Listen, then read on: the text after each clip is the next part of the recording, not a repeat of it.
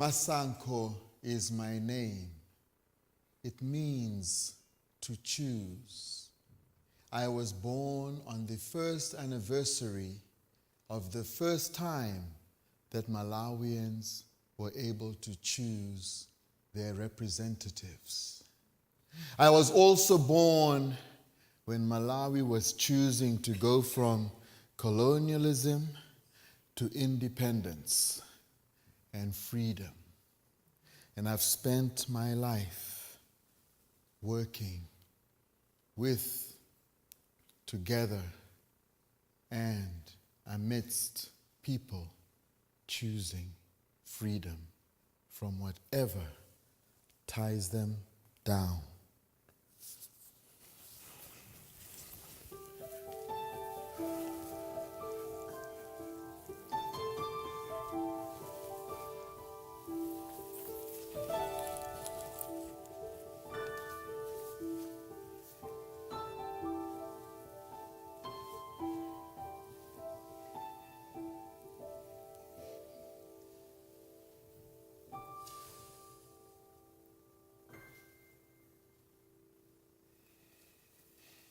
My name is Kira. I was born 3 years before it was legal for my parents to be married in these United States. At that point, 0.3 marriages were interracial, whatever that means.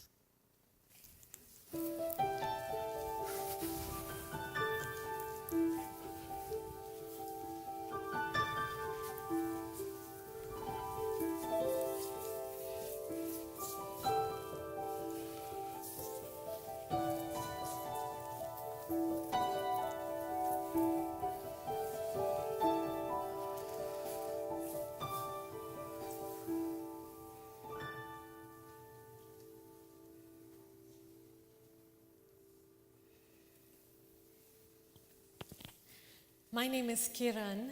It means ray of light, usually sunlight, like behind the shades there. And if you ask me where I'm from, I will say I'm from the Detroit area, Michigan. And if you mean my ethnicity, depending on if it's a white person asking me, or a person of my own heritage. If it's a person of my own heritage, they would know. If it's a white person asking me, I will feel like you mean that I'm less American. And I won't tell you my ethnicity.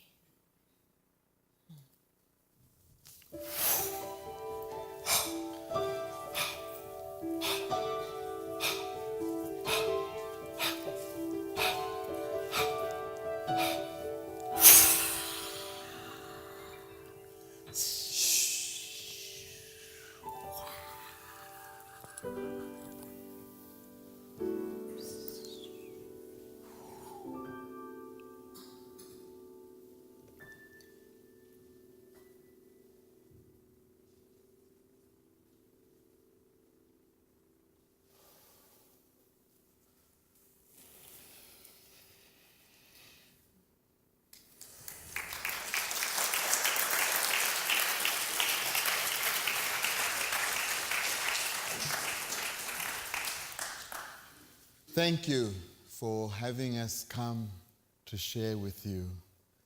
Thank you for your openness to receiving our very deep and personal stories. Ndakuona, ndakuona, ndakuona moni, ndakuona, ndakuona, ndakuona moni, ndakuona, ndakuona, ndakuona moni.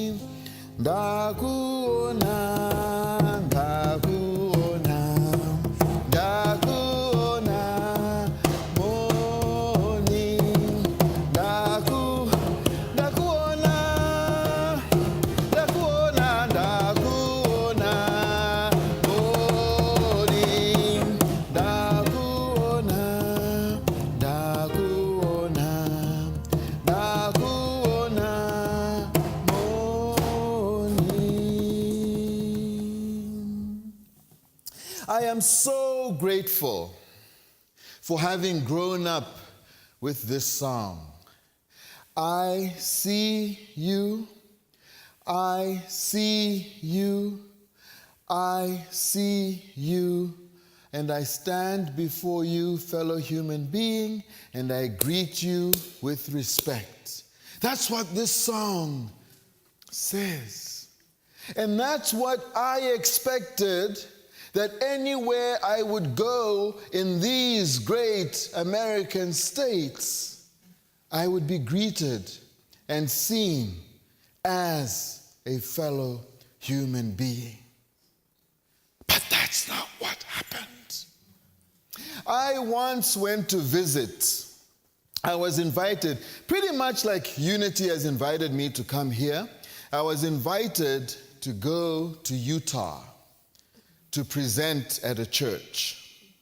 The pastor of the church, her car, the plate was expired about a month, maybe 2 months even. And I said, aren't you afraid? I said, they never stop me. When I get to it, I'll go and get it checked. That very same morning, just after I asked her, I was in the car driving to the church. Woo! Woo!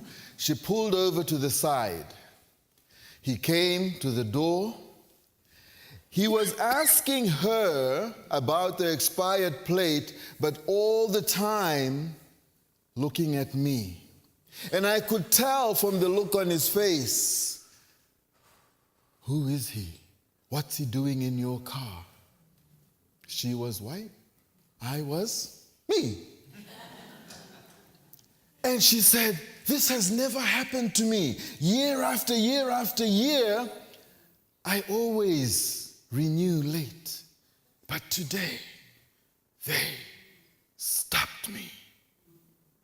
Ndakuona, ndakuona, ndakuona, moni, ndakuona, ndakuona, ndakuona, moni.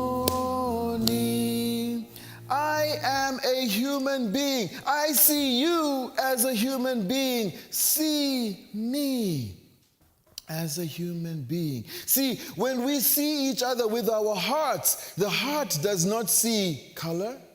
The heart does not see, oh, you go to the gym. The heart does not see, where do you have your hair done? The heart does not see, how much money do you make? The heart does not see any of that. The heart only sees one human being to another.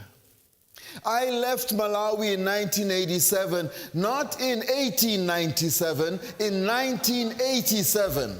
And I came to Worcester, Ohio, to go to school. My father in Malawi at the time was a political prisoner. He had spoken up against oppression. He had spoken up against all of the things that were happening under our dictatorship. And so when I graduated from high school, I wasn't allowed to go to university, so I came to the United States, and I arrived in Worcester, Ohio. 1 week into my stay on the campus of Worcester, Ohio, I was walking downtown with a friend of mine from Cleveland, African American, a friend of mine from Kenya, and a young white guy from Massillon. And as we walked, a car pulled over to the side, and the man rolled down his window. Now, if you're walking somewhere, and somebody pulls over to the side and rolls down their window, you expect that they're lost. They're trying to find McDonald's or Walgreens. So I went up to the window ready to help. How can I help you? And these are the words that came out of his mouth. Do you see any other monkeys here? Go back into the tree that you fell out of. And he drove away. Now I laughed. My friend from Cleveland, he started looking for a rock to throw through the back window of that car. My friend from Massillon was like, oh, Masanko, I hope you don't think we are all like that. I am your friend. I could tell the look on his face of horror. And I was laughing. And as we walked back to the dorm, they said, Masanko, why are you laughing? And I said, because I grew up with this song. Inde, inde, inde, inde, inde, inde, inde, inde, inde, inde,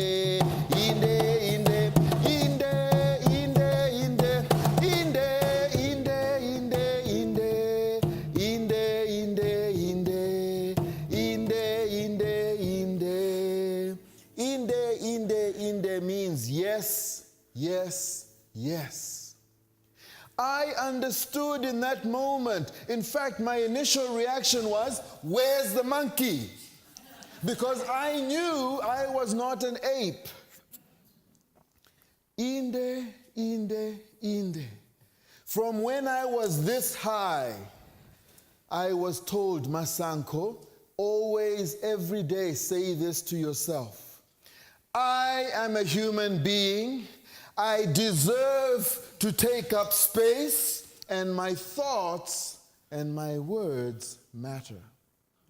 And in the 25 years that I lived in the United States, I had to do that. Not only in the morning when I woke up, I had to do it at 10 o'clock and at 11 o'clock and at 1 o'clock and at 2 o'clock. When I was going into an interview, when I was going to buy something, I had to always say to myself, I am a human being.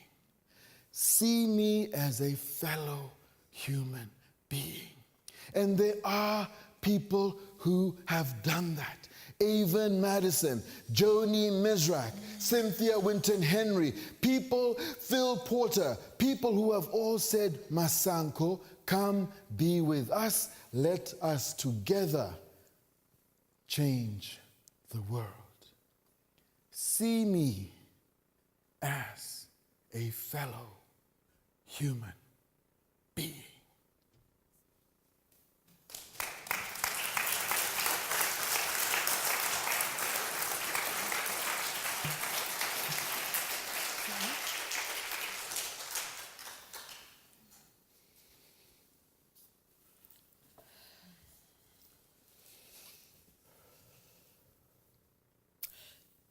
Sing to the chicken. Sing anything you want. It can be rock and roll, opera, country. Just sing and sell the chicken. That was what my very first acting teacher said to our acting class.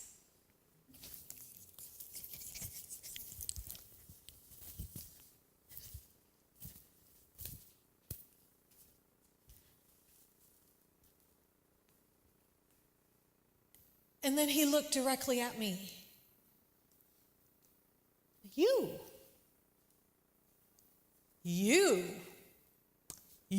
may sing an Indian song.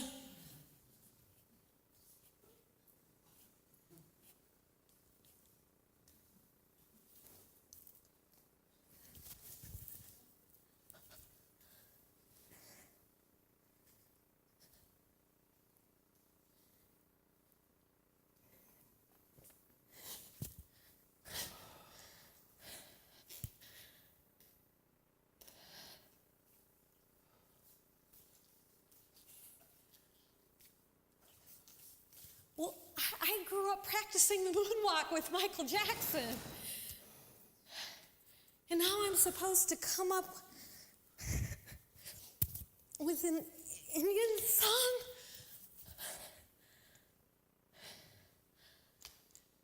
I wanted to sing to the teacher. Beat it, beat it, beat it, beat it.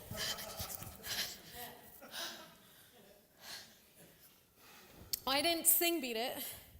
I did tell him to beat it. Try to use my conscious communication, but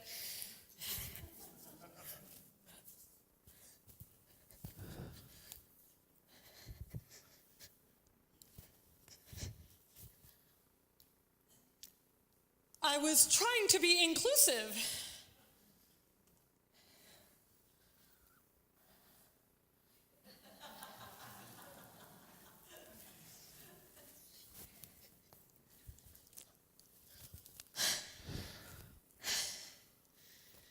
He didn't get it. He didn't get that how he was going about that impacted me.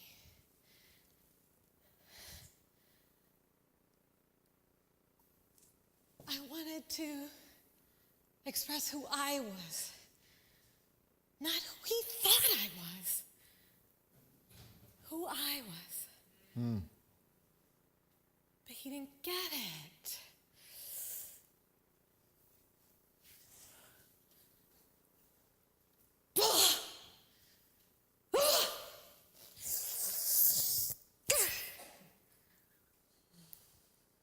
So I quit the class.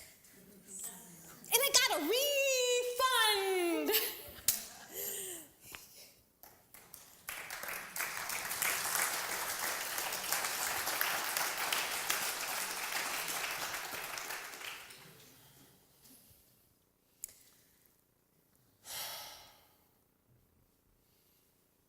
Did you know that when I enter Walmart or CVS or the shop on Rodeo Drive where handbags cost $1,000, I fully intend to pay for whatever I pick off the shelves?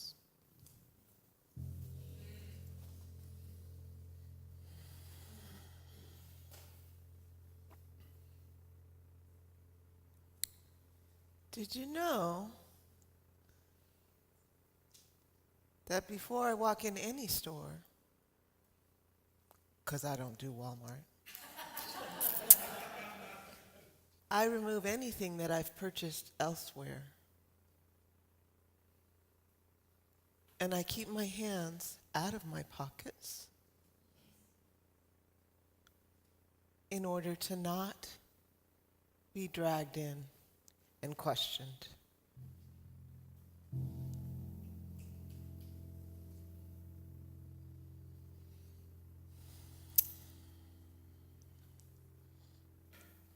Did you know that I do not own a motel? I am not a software programmer. I am not a medical doctor. And I fought my dad to claim my major in psychology. His reaction, what is that? Who's putting these crazy ideas into your head? You should be a doctor or a lawyer. Or it's because you're a girl? Allied health.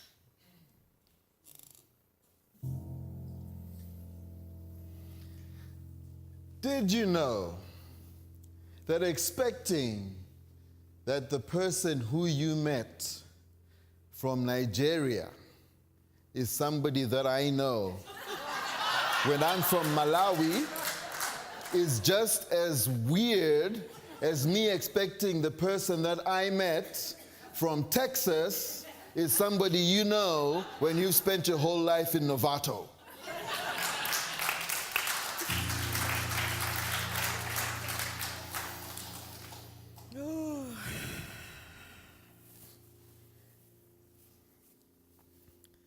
Did you know that the entirety of my childhood was spent answering the question, what are you? Not who are you, not how are you, Not where do your people come from? What are you?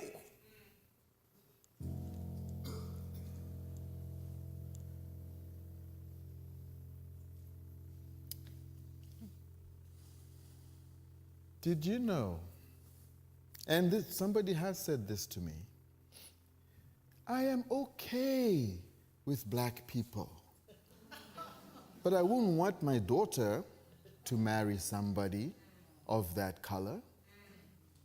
Somebody did say that to me.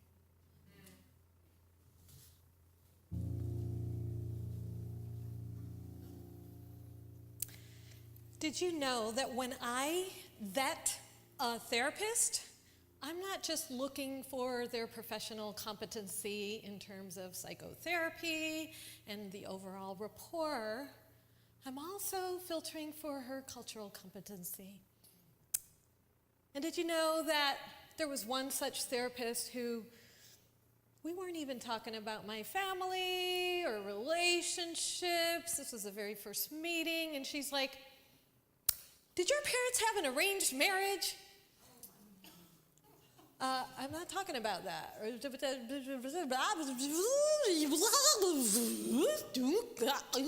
Oh, no. But I spent time in India. So I know about your culture. I spent time there, like a lot of time. Like not just visiting, but I hung out there, so I know your culture.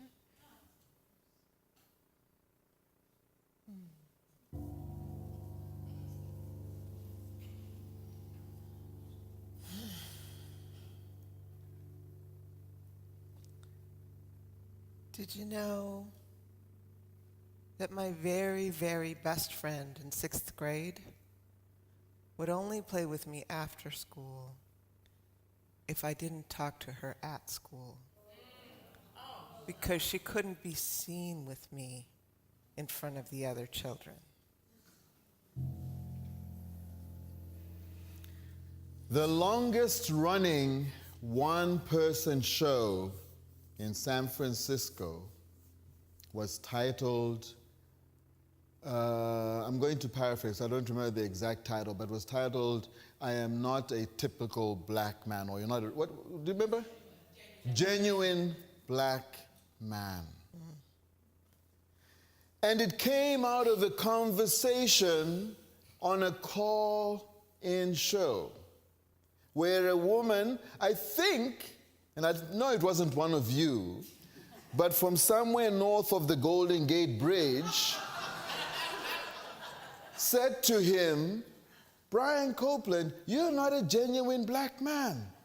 You take care of your wife, you send your children to school, you speak articulately, you have a house, you are on a radio show.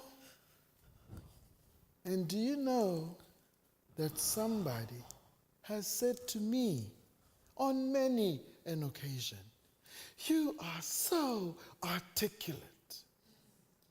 I went to school, what do you expect? My people have been talking wisdom for thousands of years. What do you expect? But maybe I should write a one-person show, and I'll call it, What Do You Expect?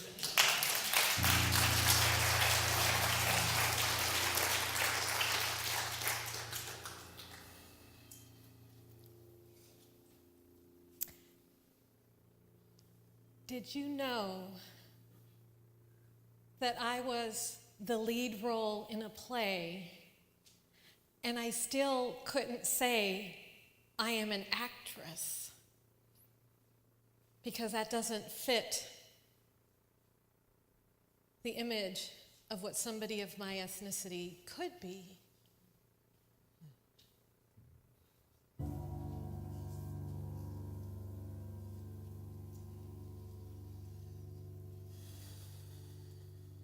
Did you know that we are human? That we want to be seen and interacted with as who we really are. That every day has another opportunity for you to find a way to be in solidarity. Did you know?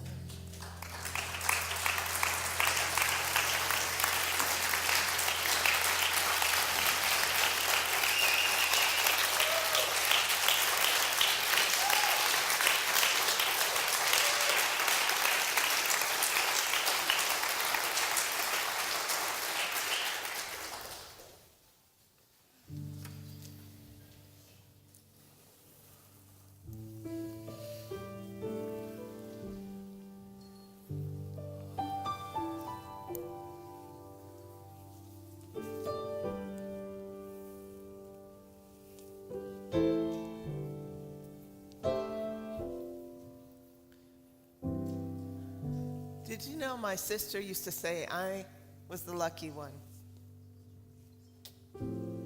Because my mom was white and her mom was black.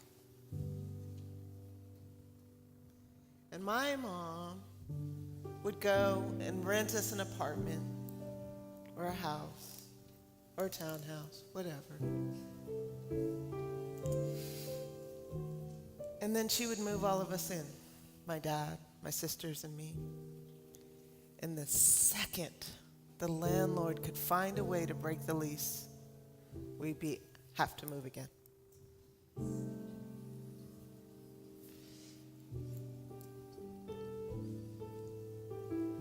But I was the lucky one.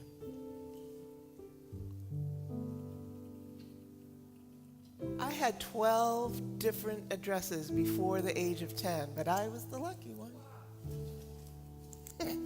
Yep.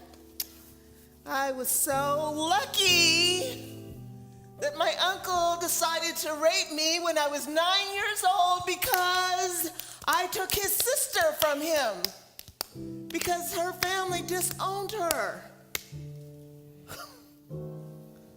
Yeah, I'm the lucky one.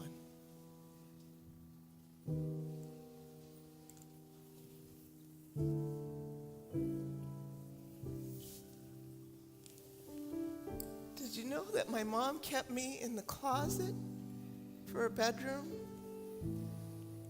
so that no bullets would enter my window? Did you know that the sleepy little town of Mill Valley burned our house to the ground because they didn't like that little mixed girl in their town?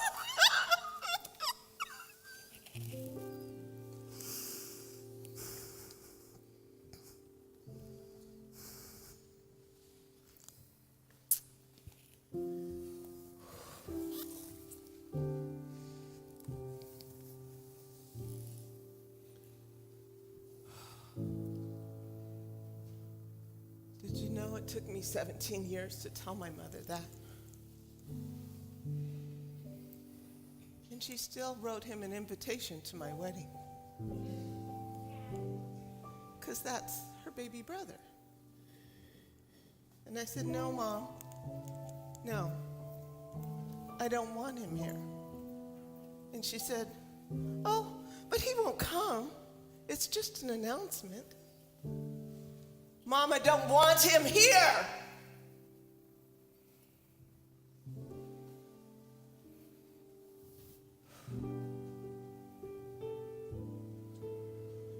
Took me a very, very long time to understand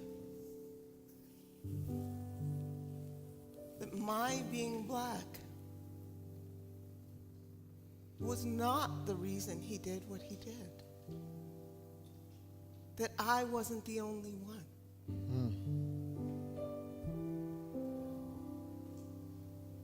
That I have a right to feel safe in my body. That even though the police won't do anything when I'm violated, even though the police don't send Amber Alerts for missing black girls, I'm the Amber Alert now.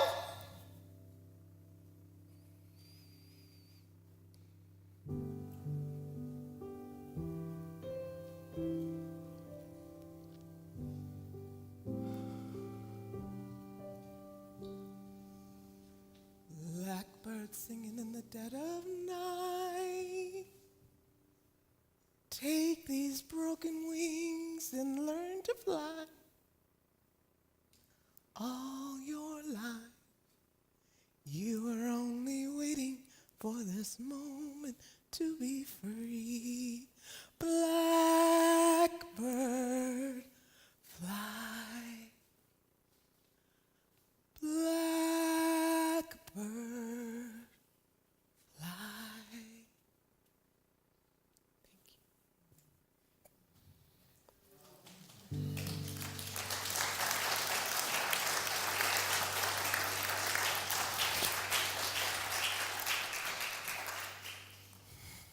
We are not just our skin color. We are human beings. We are not just our skin color. We are human beings.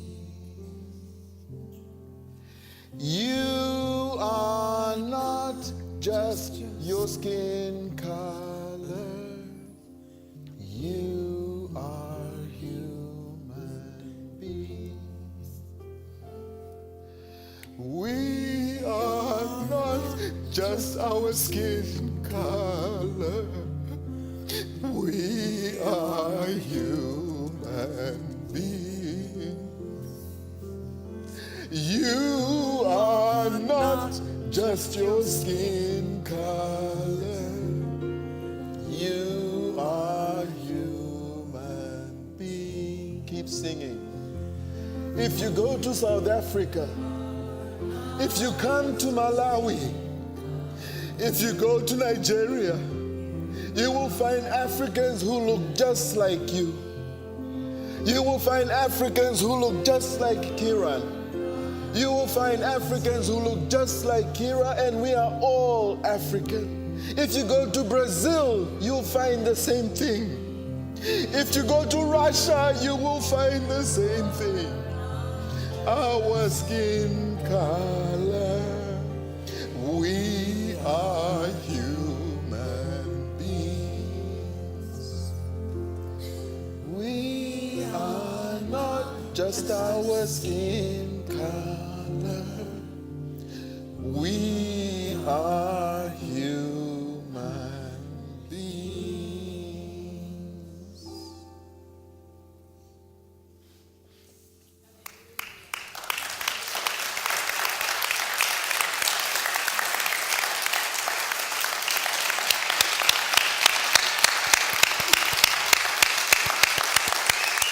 Jason improvised this music just from this morning. Sounds. Cindy, thank you for the invitation. All of you, thank you for the invitation. And thank you for opening your hearts and letting us into them. Thank you. Thank you. And thank you for remembering that when you leave this space,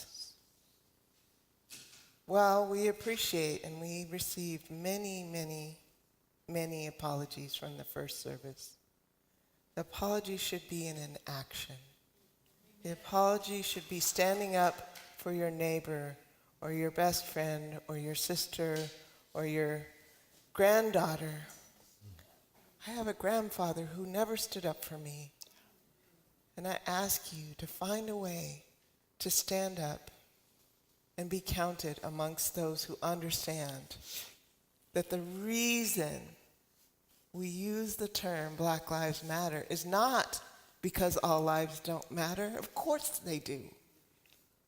Of course they do.